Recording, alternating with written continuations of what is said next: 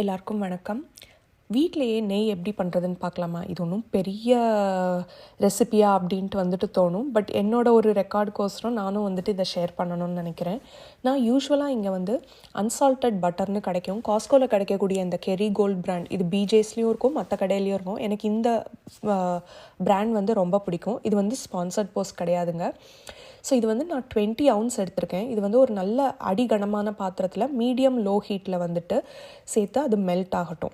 So சாதாரணமாக எங்கள் அம்மா பாட்டிலாம் அது பாட்டு நெய் ஆகும், நீ அதை கிளறிட்டே இருக்க வேண்டாம்னு சொல்லுவாங்க. பட் நான் இது இந்த ப்ராசஸ்க்கோசரம் நான் உங்களுக்கு காட்டுறேன்.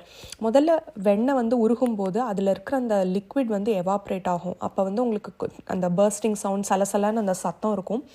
அதுக்கப்புறம் அந்த நுரை அப்படியே கிளியராக ஆகும். அந்த மில்க் சாலிட்ஸ், அந்த நெய் கசடுன்னு சொல்லுவோம் இல்லையா, அது அப்படியே கீழே இறங்கும்.